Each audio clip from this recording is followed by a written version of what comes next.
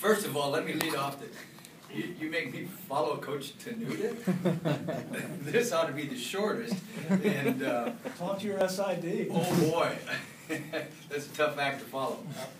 He was a Cougar at one point, so I'm getting it back. No doubt. Yeah, thanks. Year loss. Every chance you get.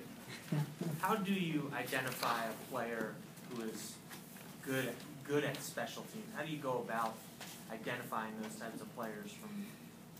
I'll tell you what I look at. I look at the ability to run fast and move in space. Whether you're going to make a tackle or you're going to make a block, there's certain skills that you have to have. And that ability just to run, come under control, and either block or tackle somebody. I think those are the skill sets that I look at first. Attitude has got to play an important part in that. Are they willing? And will they play hard? Because as you look at special teams, the biggest thing with special teams really isn't, is the guy a starter or not a starter. It's his attitude and his effort towards the special teams area. And I think that's a big thing that I evaluate on a daily basis, is that attitude and effort with special teams. Coach London said that you kind of have your pick of whoever you want. Are there times you call somebody over and he's like, oh, geez, I don't want to do that? Not yet. I think as a special teams coordinator, what I have to look at, and what I do look at, is how many plays in the game is this young man playing. He's a starting defensive end. Okay, he's not going to be on all four phases. There's no doubt about that. Because you're wearing a guy on the ground. You're going to get an extra 25 to 30 plays in special teams in a game. So if I'm adding that onto a guy that's starting full time, then that's not smart on my part. So I think I have to take a look at the amount of plays each guy's playing and try to spread that out. So I might have a starter in one phase, but not the next, and have another starter in that next phase. So I just take a look at that.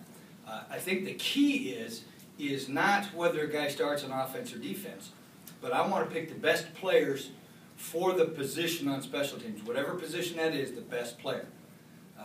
Would I like it to be one of those starters? Yeah, I want him to be on the first or second team, no doubt. Because if they're good enough to start on the offense and defense, they should be good enough to play for me.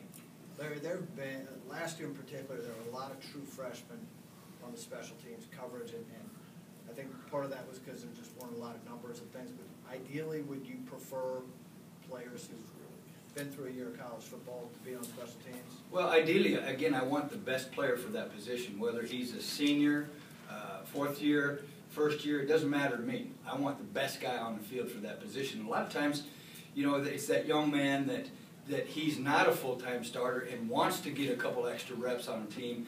I know that he's going to give me maybe a little bit more of that effort and attitude.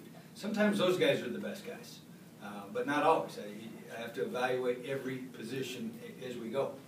And sometimes I can find a place on a kickoff team, on a punt return team for a guy that is just full of attitude. Maybe doesn't have the change of direction, but he's got a lot of attitude and effort. So sometimes I think you can find a place for a guy like that too. When you talk about that attitude, have there been 2 or 3 guys that you look at and you say, okay, that guy gets special teams, that's what I want?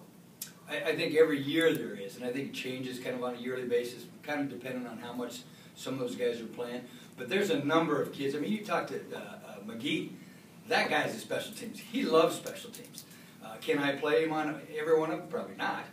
Would I like to? Yeah, because he brings that attitude and effort. But those are the kind of guys, that I look for. Larry, just as it takes a special person to play special teams, it takes a special person to want to coach special teams as long as you have.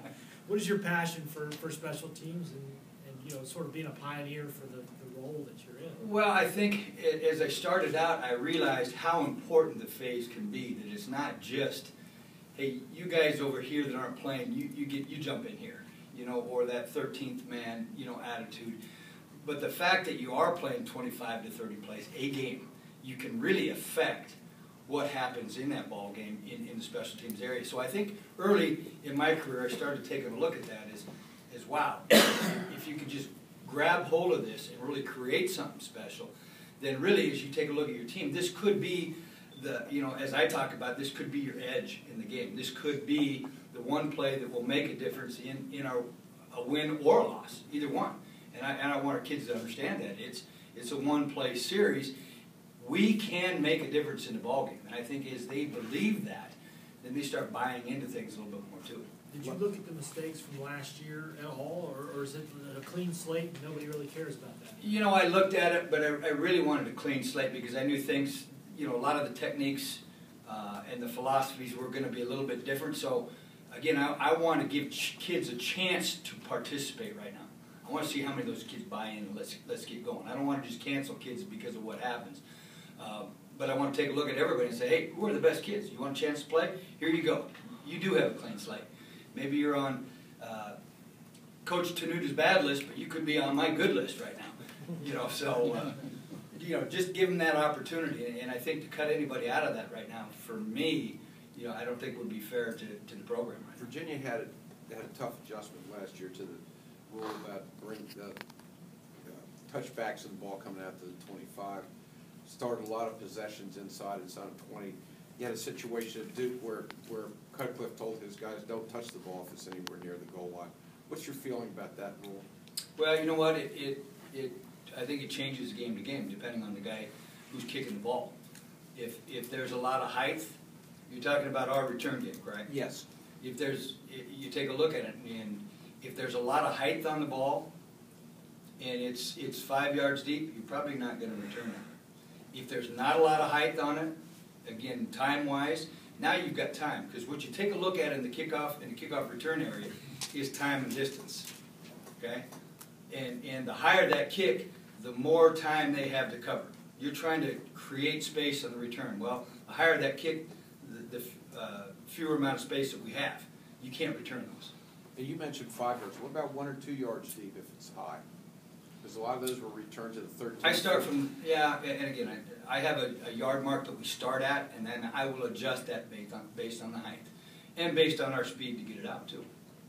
You are also a running backs coach.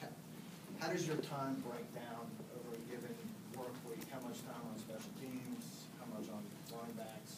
Well, again, because I'm coordinating the special teams, that's going to be a priority for me. That means if I have to stay later or come earlier, then that's what has to happen. Now, Steve has done a great job of allowing me certain time of, okay, hey Lou, you get in and get the special teams rolling. You know, there's certain things in the offensive meeting that maybe I don't need to sit in on at that time. You know, so I think there's some times that we will create to help that out. But the bottom line, and it is with most special teams coaches, is you find the time to get done what you got to get done, because it is a priority. I mean, that's what I'm here for. What were your impressions, both on tape and in spring, of Kevin? You know, clearly your most established running back. You know, I really like what he brings to the game. I just think that I'm going to get everything from him, effort-wise. I know that he's going to give me his all. I think he's a winner. I think he's a great team player, and I think he's a good leader. You know, so as I take a look at that, I think those things can help you win games. He's a good guy in the locker room. You know, is he the fastest guy on the team? No, probably not. But I know that he's going to give me everything he's got.